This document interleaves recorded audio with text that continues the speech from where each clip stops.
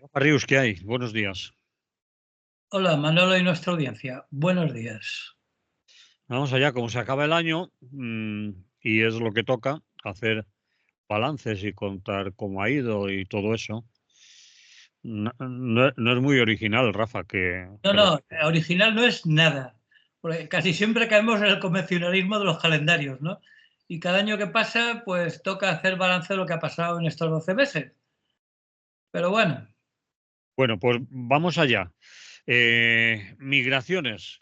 ¿Qué nos quieres contar? Porque ese es un tema de actualidad sí, continua. bueno, hay muchos aspectos de la realidad en los que podríamos detenernos, ¿no? Y todos ellos importantes. Pero si te parece, de manera aleatoria y sin un tipo de orden, digamos, de importancia, porque todos son importantes, pero aunque son aleatorios, pero son significativos todos ellos.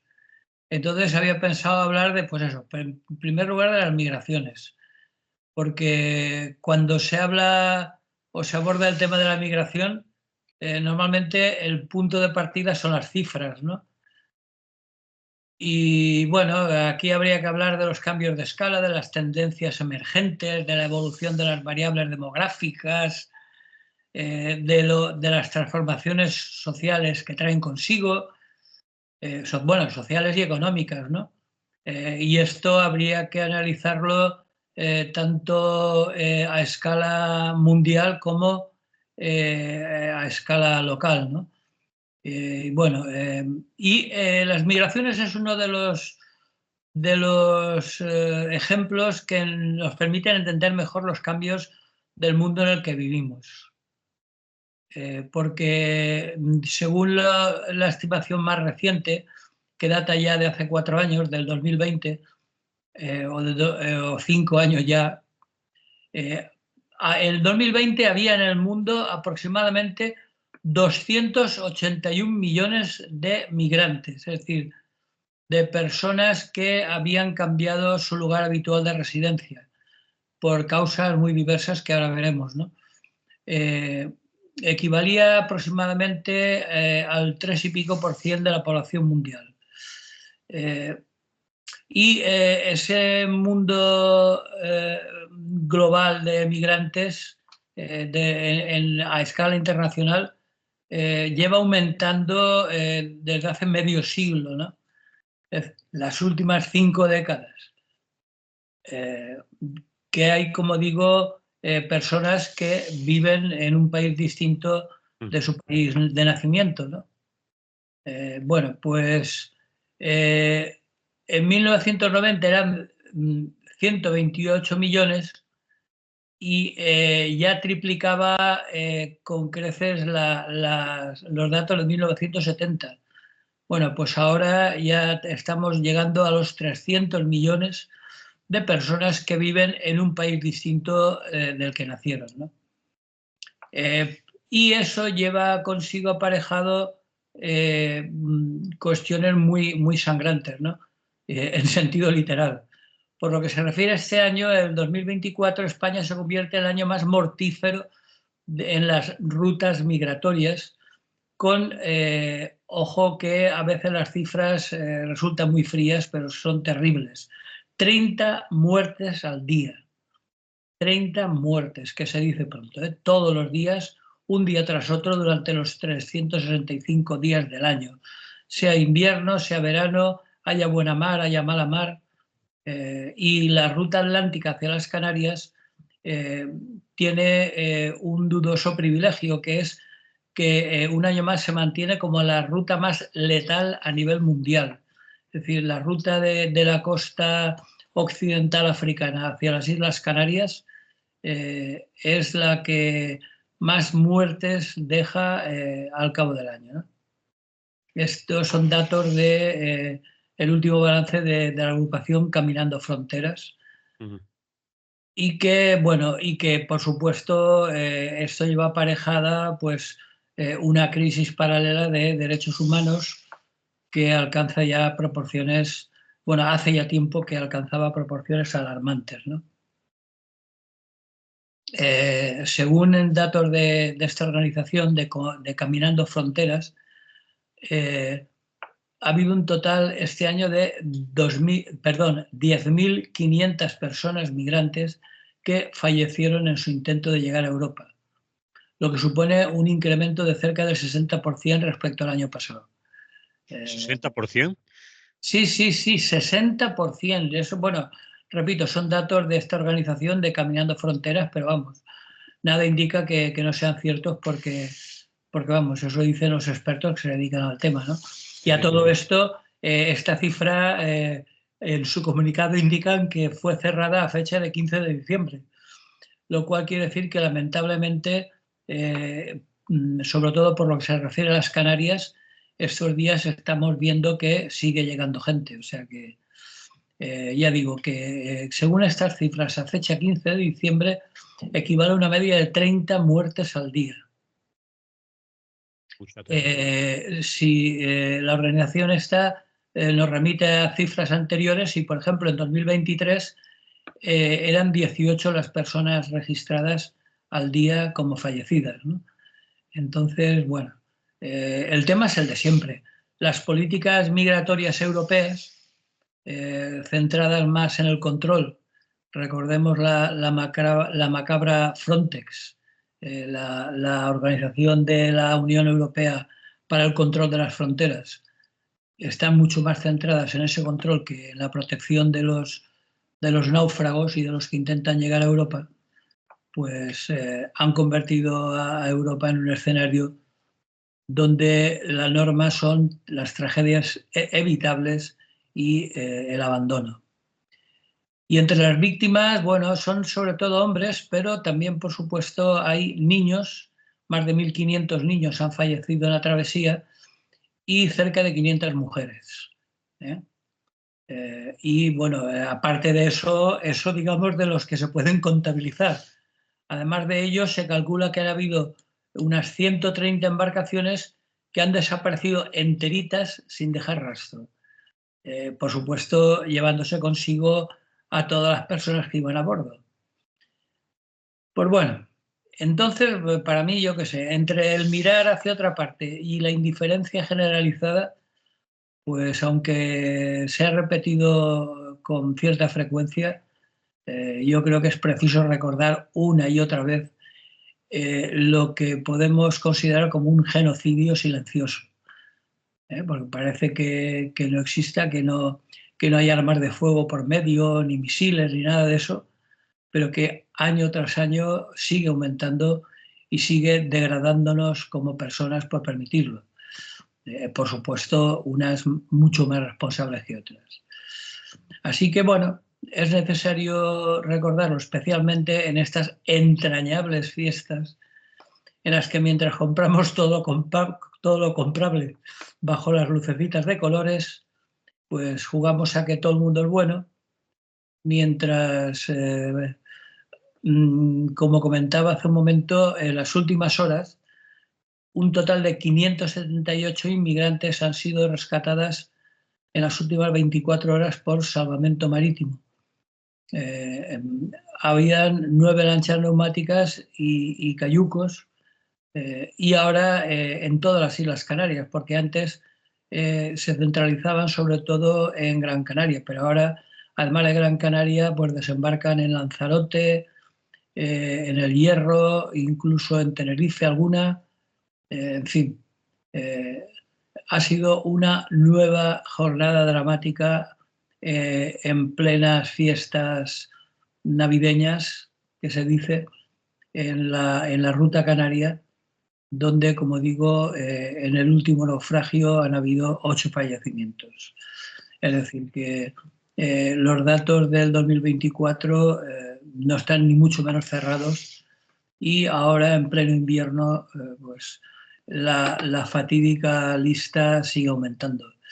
Y lo peor de todo es que no se le ve ningún tipo de solución, porque siempre hay los salvapatrias de turno y los solucionadores que dicen, yo eso lo arreglaba, pues que nos expliquen cómo, porque una de las cuestiones más absolutamente evidentes es que por mucho Frontex, por muchas medidas de control, por mucha extrema derecha que intente desde su xenofobia parar las migraciones, esto lo único que podemos comprobar después de tantos años es que es una corriente absolutamente imparable, que se seguirá cobrando 20 y más, mucho me temo, en el 2025. Sí, señor. Pasa que es una información también cuando la seguimos a través de los medios, que con la rutina diaria de esa información, pues nos hace más insensibles, ¿no? Lo vemos ya como algo cotidiano, que todos los días nos hablan de la llegada de cayucos o de que han fallecido X personas en esa travesía y ya no nos causa extrañeza ni algún dolor especial, ¿no? La costumbre de ver continuamente noticias de ese tipo, ¿no? Sí. Sí, bueno, eso lo hemos comentado también muchas veces, ¿no? Es el problema que tienen las cifras, ¿no? Que es algo muy frío, Mm. pero que no hay que olvidar que detrás de cada una de esas cifras hay una persona con sus vidas, sus proyectos, sus ilusiones, sus ganas de vivir, y bueno, y que son tan valiosas como cualquier otra de los 6.000 y pico millones que poblamos este planeta, ¿no? Y que hagamos un esfuerzo por no reducirlos a simples cifras y que veamos las personas que hay detrás, ¿no? Cierto. Pues dicho esto, vamos con otro tema no menos también doloroso y preocupante que el que estamos hablando. Vamos a hablar de pobreza y personas sin techo. A ver Sí, qué. eso son temas que van bastante relacionados, ¿no? Porque muchas de las personas sin techo que hay en España, en concreto casi un 60%, son extranjeros, y la mayoría de ellos migrantes, de esos que llaman sin papeles, ¿no? Es decir, que la gente que llega a España, que no puede obtener refugio, junto con todos aquellos menores no acompañados que cumplen los 18 años y los abandonan en la calle, pues pasan a formar parte de estas más de 40.000 personas que están registradas en España como personas sin techo. Y recordemos que no, lamentablemente las cifras siempre suelen quedarse cortas, ¿no? Seguramente habrán bastantes más. Sin ir más lejos, en Valencia, por ejemplo, se calcula que más de 1.000 personas en pleno invierno están durmiendo en las calles, ¿no? Bajo puentes, debajo de marquesinas, entre cartones.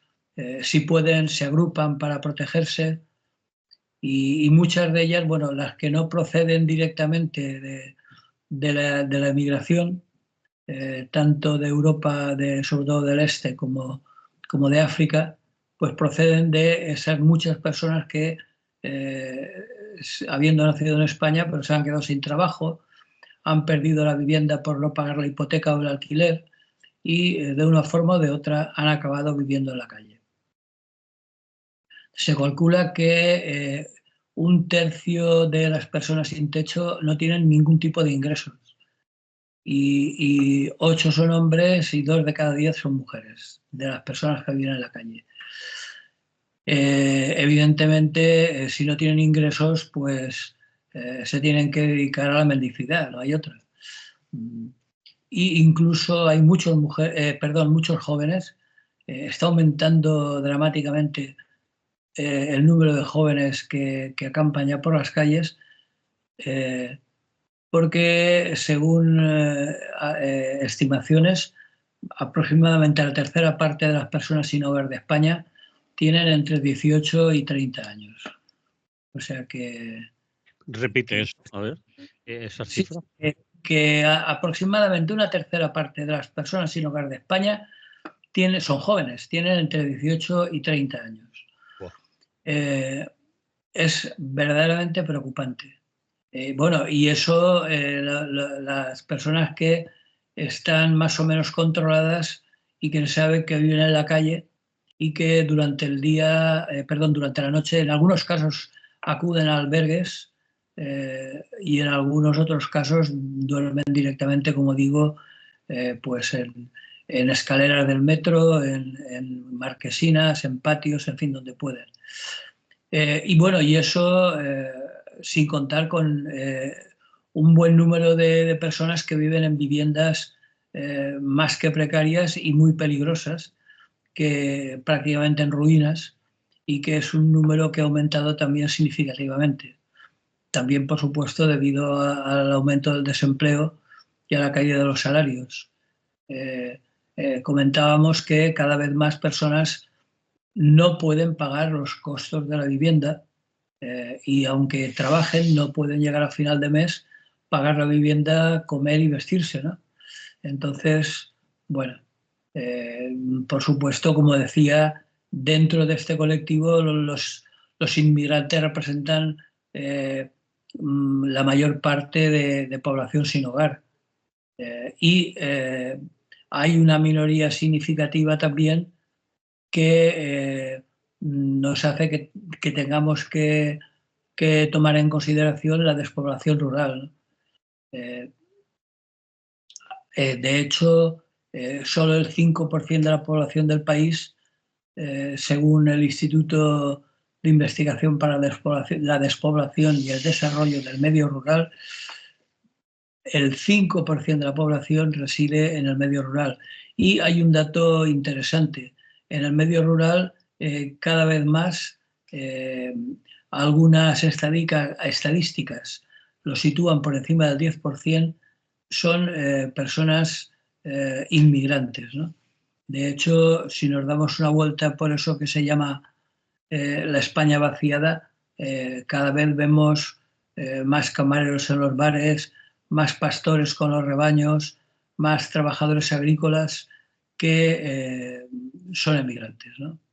Entonces, bueno, eh, pero bueno, eso es algo que ya parece ser que como ocurre con el tema de las muertes en los viajes migratorios, es algo que estamos tan habituados que ya no nos causa ningún tipo de, no ya de sorpresa, sino simplemente de efecto, ¿no? Es decir, que la ética ciudadana se ha relajado mucho porque, bueno, como resulta que no está prohibido, es decir, la falta de vivienda y por consiguiente la vida en la calle y la mendicidad no están prohibidas oficialmente por la legislación, pues bueno, seguiremos encontrando personas pernoctando en cualquier sitio, pero no hay problema, porque sobre todo en estas fechas de regalos compulsivos, pues ya sabemos que se compra mucho y sobran cartones.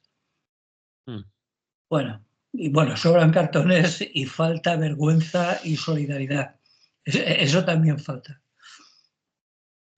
Bien.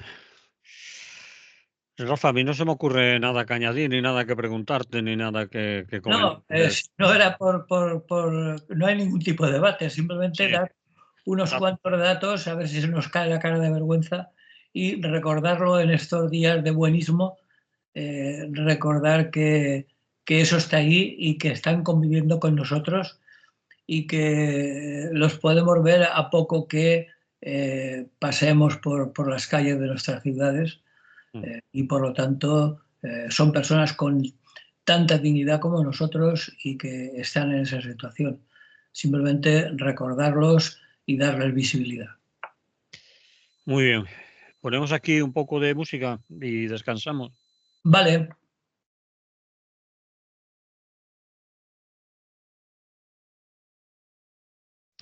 Seguimos en Radio Clara, es lo que hay. Estamos hablando con Rafa Rius. Estamos ya en los últimos, como os decíamos al principio, días de este 2024 y toca hacer algunos balances, ofrecer esto que hacíamos antes de dar datos, cifras que muchas veces para alguna gente no pasan de ser números, pero en la mayoría de los casos, o casi siempre detrás de ellos, hay personas, vidas, proyectos de vida que se truncan o se viven de mala manera. Vamos a otras cosas. Querías hablar de ecología, clima y Dana, entre sí, bueno, paréntesis. Vamos. van unidos, lógicamente. Sí. A ver, ¿qué nos querías decir?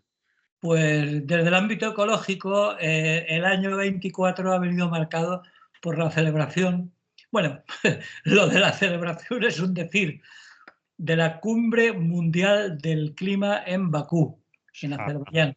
Sí. Y bueno, pues fuera ya de tiempo de lo que habían programado, 2 días después, la COP29, que se llama, ha conseguido cerrar un acuerdo que pretende marcar la hoja de ruta en la lucha contra el calentamiento global durante los próximos 12 meses. Pero las cifras que se han manejado en esta cumbre han dejado, como no podía ser menos, un profundo descontento. Los delegados de los distintos países, pues que por cierto, para empezar, había países muy importantes que no habían enviado ningún tipo de delegados de primer nivel, entre otros, sin ir más lejos, Francia o Estados Unidos, pues esos delegados habían llegado el 11 de noviembre y se esperaba que cerrase la cumbre el 22, viernes. Pero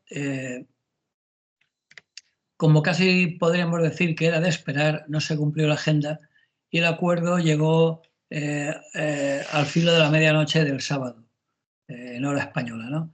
El propio comunicado de Naciones Unidas indica que se logró, y eso lo reconocía la propia Naciones Unidas, se logró a pesar de un panorama geopolítico incierto y dividido, cosa que tampoco nos extrañó excesivamente. Hay que tener en cuenta que esta reunión se celebraba en Azerbaiyán, que es un estado petrolero, y que contaba con la presencia de más de 1.700 grupos de presión de países de combustibles fósiles, ¿no? Según informaciones de la CNN. Y bueno, el bueno de Antonio Guterres, el secretario general de la ONU, declaraba: este año ha sido brutal, un año abrasado por temperaturas récord y marcado por el desastre climático. Todo ello mientras las emisiones siguen aumentando. En fin, Antonio Guterres lo dijo muy claro, pero nadie se llamó a engaño, vamos.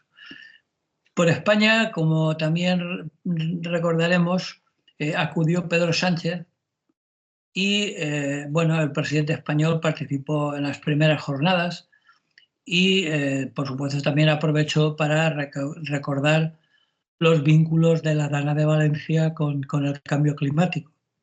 Estaba muy reciente y aprovechó para, bueno, llevar imágenes y un documental para que se viera la directa relación que había entre la catástrofe que sucedió en Valencia y el cambio climático.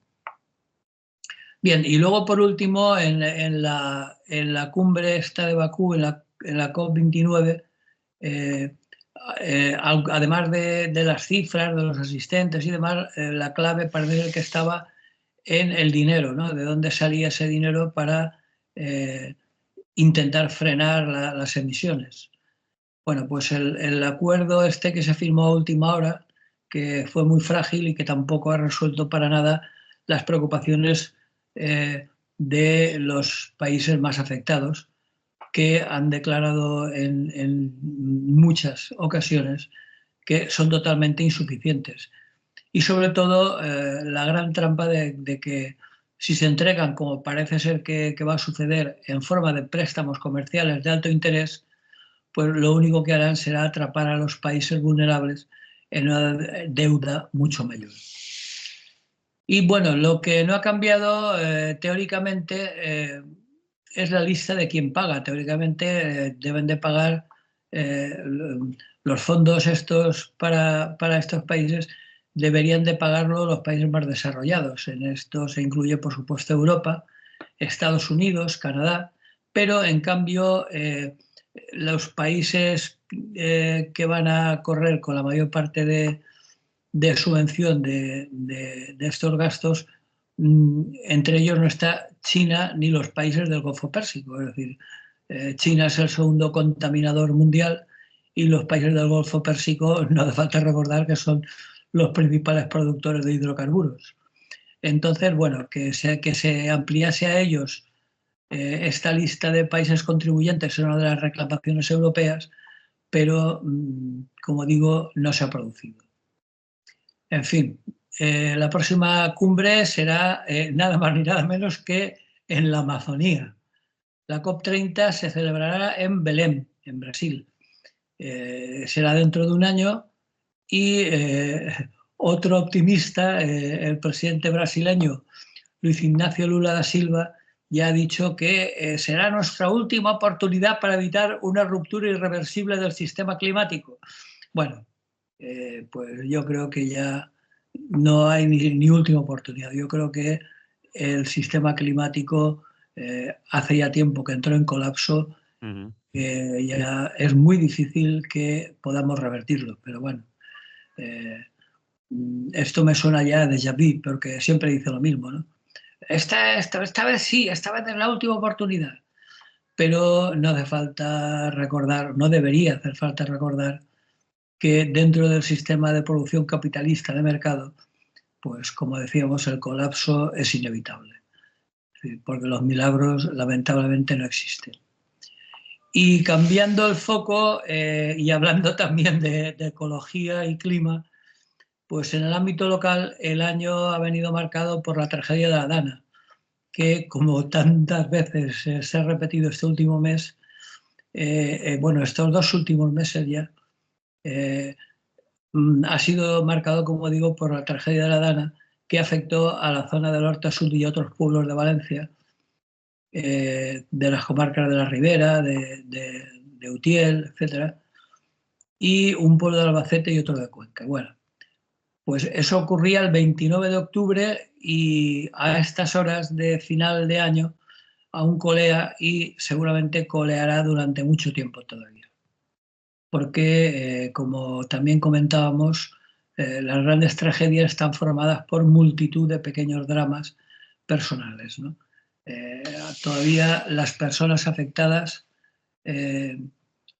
ahora que el foco informativo se está alejando a grandes pasos de la atención de los medios, pues subsisten muchos pequeños dramas que, como ya no cuentan con la atención mediática, pues tal parece que ya no existen, ¿no? Y existir existen, por supuesto que existen.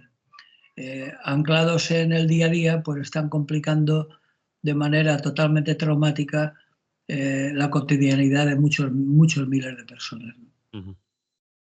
Entonces, bueno, pues siguen muchos problemas, como digo, en el día a día, ¿no?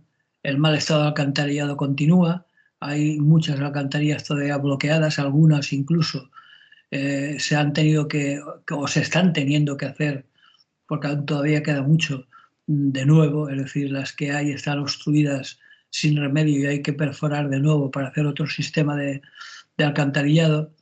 Eso implica que los servicios de electricidad, de agua y de gas todavía hay lugares donde no llegan, hay todavía muchas viviendas donde no se puede cocinar, hay todavía muchos desagües domiciliarios que no tragan y todavía subsisten, afortunadamente, los comedores populares que dan de comer a largas colas de gente, ¿no? En fin, el acto sencillo de ducharse, de lavar la ropa, pues puede ser todo un problema. Entonces, bueno, como eso no sube la audiencia de los informativos ni da morbo a los reportajes, porque ahora ya está todo lo más gordo, ya está recogido y el morbo ya está desapareciendo, pues eso no impide que multitud de problemas continúan presentes, como digo, en el día a día de las personas afectadas. Pero bueno, todo eso a quién le importa. Es decir, porque ahora andamos entretenidos, bueno, ahora y siempre, entre los más bajos instintos y los más cansinos rifirrajes de la política parlamentaria, que parece ser que son mucho más importantes. A ver cuál es la última chorrada de la Ayuso, cuál es la última chorrada de la Cuca Gamarra, el último insulto de Feijóo a Sánchez, etcétera, ¿no?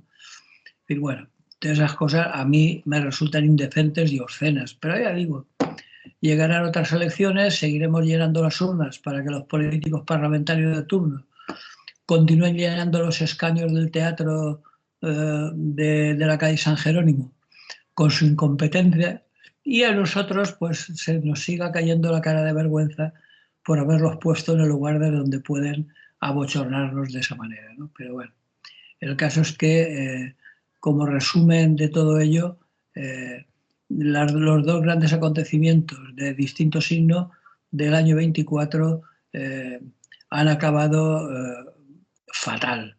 Tanto la cumbre del clima de Bakú, la COP29, como la Dana de Valencia, que ha revelado toda la falta de previsión del gobierno de la Generalitat del PP, pues serían, digamos, los dos acontecimientos que como resumen habrían caracterizado este año pasado. Bueno, y seguirán coleando en el año 25, porque los graves problemas del clima se van a resolver a corto plazo, ni los efectos de la Dana van a desaparecer de un día para otro. Así que seguiremos hablando de ellos en el año 25, me temo. Muy bien, pues vamos a hablar un poco de política, política nacional. Política es todo, ya estamos hablando de política, ¿no? Sí, sí. Pero aquí has puesto Lo que se suele confundir es que, claro, confundimos política, digamos, parlamentaria con política en sentido amplio. Sí. Que, como tú decías, todo es política. Lo que estamos haciendo ahora tú y yo es política. Y en general, cualquier intervención en la sociedad en la que vivimos es una intervención política. Esas tonterías que la gente dice, yo es que soy apolítico. Pues el simple hecho de confesarse como apolítico ya es un posicionamiento político. O sea que... Pero bueno, hablando de lo que se conoce oficialmente como política, es decir, política oficial o política parlamentaria. Pues nacional, ¿qué vas a hablar? ¿De los rifirrafes de los políticos, en este caso? No en concreto. De hecho, es una maniobra de distracción y entretenimiento que a mí personalmente no me interesa en absoluto. Voy a resumirlo en 8 puntos y, si te parece, comentamos brevemente, si me ayudas, si eres tan amable de ayudarme, Sí. comentamos brevemente algunos de ellos. Y por supuesto, el orden no tiene nada que ver con un orden de importancia ni nada por el estilo, ¿vale? Vale, vamos a ello, a ver. El primero que se me ha ocurrido es la amnistía estancada que mantiene a Puigdemont en Waterloo. Que el pobre parece que el Waterloo va a ser para él lo mismo que para Napoleón a este paso. Yo no sé cómo ver si tiene solución a corto plazo, pero... Se los van a hacer pasar canutas, lo están haciendo pasar canutas al señor Puigdemont. Allí va a seguir una temporada, depende ya de algunos jueces que parece ser que no son muy amigos y no hay nada que rascar. De todas maneras, al señor Puigdemont tampoco le viene mal estar en el exilio, le da cierta, digamos, iba a decir categoría, pero por lo menos cierta importancia como exiliado. Lo utiliza. Imagen, sí. Sí, imagen de persona, de mártir, de reprimido, eso lo utiliza bien y bueno, y nos cuenta para lo que está, lo que apoya y lo que quiere. Esto lo estamos viendo de parte de qué está. Es decir, desde su posición de eso, de sufridor en Waterloo, su grupo, al que él controla mucho, su partido, o como le queramos llamar, es capaz de votar con los partidos de derecha y de extrema derecha. Será muy mártir y muy exiliado, pero con unas características muy especiales. Si te parece, el siguiente punto que quería tratar tiene que ver con esto. Es decir, los presupuestos de 2025 que siguen sin aprobarse. A final de año siguen sin aprobarse. Y esto tiene que ver mucho con Puigdemont, ¿no? Con Junts, vamos. porque después de darnos la barrila durante buena parte del año 24, con si amnistía no, si yo la apoyo, si no la apoyo, si España se rompe, si no hay derecho, la derecha en pleno desde la más extrema hasta, bueno, en realidad todas extremas, han estado dando la lata durante buena parte con el tema de que era increíble lo de la amnistía, no había derecho, tal y cual. El bueno de Pedro Sánchez consigue sacarla para adelante con el apoyo de los de siempre y ahora resulta que la judicatura se la paraliza Sí. y en esas estamos. Entonces, bueno, los presupuestos de 2025, que como digo siguen sin aprobarse, para mí han demostrado algo que todos sabíamos de alguna manera, pero que han quedado en evidencia. Y es que lo importante, más allá de las siglas, más allá de Junts o del PP, es lo que tienen detrás, es decir, los apoyos que tienen en la trascienda, ¿no? Y está claro que los grupos económicos y de presión que apoyan en Cataluña a Junts y en el conjunto de España al PP son los mismos. Y por lo tanto, a la hora de aprobar unos presupuestos que puedan resultar lesivos para la gente que ellos defienden, es decir, para los más ricos de España y las grandes empresas, las multinacionales, el IBEX 35, etcétera, etcétera, pues para eso no tiene ningún problema y el PP ya no dice nada de que no hay derecho a que Junts quiera independizarse de España, no los llama vendepatrias, no, en fin, se calla y defiende lo que realmente importa, que es los intereses que hemos comentado, ¿no? Es decir, yo creo que ha puesto de manifiesto que son tal para cual y que cuando llega la hora de la verdad defienden lo que hay que defender. No sé cómo lo ves. Pues como lo has dicho tú y decíamos un poco antes, ahí están. Y también no nos olvidemos del PNV, ¿eh? Que el señor Aitor Esteban en el Parlamento, bueno, tiene la fama y la imagen de ser un tipo sensato, pausado, con sentido común, y nos parece, y es cierto comparándolos con, es relativamente cierto, por si lo comparas con la derecha y la derechona o la extrema derecha en España, pues hay diferencias. Pero como tú decías, a la hora de la verdad, estoy aquí para lo que estoy y estoy más con Resol que con los ciudadanos, y si hay que poner un impuesto a las energéticas, no lo voy a votar, y estoy dispuesto a votar con el PP y con Vox, lo que haga falta. Así que centrémonos en lo importante, no en la imagen y en lo superficial, que es eso. Es decir, las cosas de comer de ellos, de los grandes, no de todos, las cosas de comer de ellos no se las juegan fácilmente. No, por eso estos momentos son reveladores, ¿no? Está bien para que se vea, se quiten la careta, se quiten el disfraz y se les vea realmente a lo que están, ¿no? Lo que tú decías, es decir, a defender lo que tienen que defender. Y esas imágenes de sensatez y de, uy, qué majo es este parlamentario y qué bien habla y qué sensato. Bueno, pues cuando llega el momento de la verdad, está donde tiene que estar, ¿no? Entonces, por eso digo que viene bien para que por lo menos se vea claro quién es quién, ¿no? Ujú. Entonces, bueno, eso era hablando de la derecha. Hablando de otra derecha, que es el Partido Socialista Obrero Español, Qué malo eres, ¿eh? dos momentos curiosos, ¿no? El primero fue las jornadas de reflexión de Sánchez, que Ah, ya no nos acordamos, ah, pero que se retiró, no sé, no recuerdo, 4 o 5 días pues, para cinco, reflexionar. mm, No me acuerdo si fueron 4 o 5. Rafa, pues se fue 5 días a meditar allí. Sí, Fue una especie de como, fue Moisés el que se retiró para sí, que le cierto, revelaran las sí, tablas de la ley, aquellas sí, sí, al sí. monte no sé qué.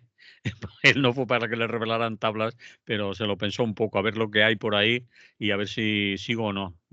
Y Sí, parece que eso era la disyuntiva. sí. Me retiro para ver si sigo o no, es decir, si lo dejo o continúo. Ah. la mayor parte de la gente, yo al menos, tenía claro que iba a seguir. Pero vamos, eso fue, digamos, una primera tomadura de pelo porque luego no cambió nada. Es decir, la política parlamentaria siguió tan caínita como siempre, siguieron echándose de la manera más zafia los insultos a la cara y las cosas realmente importantes pues siguieron donde siempre. Por ejemplo, la ley Mordaza, que también había discusiones sobre si era absolutamente imposible derogarla y que habría que establecer algunos cambios. Bueno, pues ni derogación, ni cambios, ni leches en vinagre. La ley Mordaza sigue toda ella vigente a día de hoy, al empezar el año 25, y aquí no ha pasado nada. Y por supuesto, siguen aplicándola con todo rigor cada vez que tienen oportunidad. Entonces, pues eso no ha cambiado para nada. No ha conseguido Sánchez, a pesar de su fama de conseguidor, no ha conseguido sacar adelante los presupuestos, lo cual hace prever que lo más posible es que se continúe gobernando con los presupuestos vigentes en estos momentos, y las posibilidades de aprobarlos de momento siguen bastante lejanas, sobre todo por parte de Junts, que lo utiliza con todo descaro como elemento de chantaje, vamos. ¿Cómo lo ves? Pues como tú has dicho, ahí nos vamos a ¿Hay comer, creo que posibilidad de que se aprueben los presupuestos? yo creo que se van a aprobar, ¿ves? Porque decía también, por ejemplo, Aitor Esteban, del que hablábamos antes, que que lo lógico en política, decía él, razonaba, y de eso debe saber, que cuando se apoya una investidura, por lo menos al apoyado, al investido, se le garantizan, es una norma en política, se le garantizan unos presupuestos, un año. Es decir, porque si no sería una tontería apoyar para no garantizarle por lo menos que gobernara un tiempo. Y parece ser que lo que está en duda más es lo de Junts, pero también la misma persona y otros analistas cercanos aseguraban que al final Junts, después de hacerse muy el duro y el difícil y por aquí no voy a pasar y te vas a enterar, Sánchez, al final acabará cediendo. Y los Eso presupuestos. es lo que ha pasado siempre hasta ahora. Sí, De hecho, el mismo gobierno se formó así, ¿no? En el último minuto, y Junts haciéndose el estrecho, eh, asegurándose la amnistía, etcétera, ¿no? Y lo consiguieron en el tiempo de descuento. Bueno, veremos si ahora lo consiguen y Sánchez hace honor a su fama, ¿no? De que en el último momento lo consigue. La única razón, que también lo hemos comentado más de una vez, es que, aunque por una parte, desde el punto de vista sobre todo económico, Junts y el PP defienden los mismos intereses, a la hora de la verdad, yo creo que por lo que respecta a sus reivindicaciones soberanistas, si con el PSOE lo tienen mal, con el PP lo iban a tener mucho peor. Y por lo tanto, yo creo que, aunque declaren, porque toca declararlo, sobre todo a su parroquia, que no están a favor de pactar, que ellos tienen que hacer valer sus 7 votos y tal y cual y pascual, yo creo que al final son conscientes de que si no apoyan al PSOE, saldrían de la sartén para caer en el fuego, ¿no? Del PP. Y por lo tanto, es posible que a última hora pues se avengan a firmar los presupuestos, siempre que consigan algún gesto de Sánchez, como por ejemplo que viaje a Waterloo, que también está dando que hablar estos días. una foto, ¿no? Una foto que significa hasta cierto punto una cesión y un doblegarse y un aceptar, un reconocimiento, que Sí, sí. Sánchez vaya a Waterloo y lo se siente en el sillón de al lado de Puigdemont en el exilio, pues tiene un significado. Y esa foto puede ser suficiente. Fíjate cómo es la política, pero es importante la foto. Mm, Hombre, debe serlo por el ruido que está metiendo sí, toda la oposición, ¿no? mm, Respecto a ese hipotético viaje, ¿no? mm. Pero sí que es posible, desde ese punto de vista es posible. Lo único cierto y verdad es que a estas alturas los presupuestos siguen sin aprobarse y esperemos que lo hagan porque si no sería realmente complicada la legislatura, ¿no? En fin, por lo demás, bueno, pues lo de siempre, que tampoco ha cambiado. En el PP Ayuso sigue desvariando en clave nacional, ya a Madrid le da lo mismo, sigue hablando en clave de futura presidenta del gobierno. Feijóo sigue arrimándose a la extrema derecha para intentar mm, conseguir votos de Vox y mirando por encima del hombro a ver lo que hace la señora Ayuso. En fin, lo que ya conocemos. Y bueno, y por el otro lado, la izquierda parlamentaria sigue tan dividida como siempre, vamos. No hay síntomas de que pueda llegar ni siquiera a lo que ha llegado en Francia, la Francia insumisa, que por cierto, eh, la Francia insumisa del señor Mélenchon tampoco es que pase por su mejor momento, pero vamos. Parece Entonces, ser que no les es muy útil ganar elecciones porque después va Macron y los ningunea, los puentea, les hace un bypass y dice, habéis ganado, sí, pero os va a servir para nada. Ahora nombro un presidente de gobierno de derechas. Y, que lo tiráis, pues nombro otro también de derechas. Y a ver quién le dice que no, con el poder que tiene el Macron, sí. es que es un régimen presidencialista y si el que corta el bacalao es el presidente, Sí. ahí el jefe de gobierno no pinta nada y está. Bueno, bien, y para acabar, unas palabras de una persona a la que cuando veo en la tele, en el telediario, cambio de canal. El portavoz del PP, Miguel Tellado, que Vaya. resume el año 24 diciendo que ha sido el año de la corrupción económica, cito palabras textuales, la corrupción económica, política y moral del gobierno. Es un año político perdido, en el que no se ha producido ninguna reforma estructural y ha habido una total incapacidad para gobernar. Pues bueno, si eliminamos lo de que hablan del gobierno y lo ampliáramos a toda la clase política parlamentaria, incluso yo podría estar de acuerdo sobre la corrupción económica, política y moral, sobre el año perdido y sobre que no se ha producido ninguna reforma estructural y una incapacidad para gobernar, pues bueno, estaríamos de acuerdo. Lo malo es proponer soluciones que siento acabar el año como lo empecé, pero soy bastante escéptico respecto al año 25 y al futuro inmediato de la política en España. Mm. De política internacional no nos quedaría un minuto si quieres dar alguna pincelada, si no, No, prefiero que lo dejemos para el próximo programa porque ahí sí que hay tela que cortar, porque el mundo es ancho y diverso y por lo tanto hay muchos puntos de interés. Entonces, si te parece, lo dejamos para el próximo día.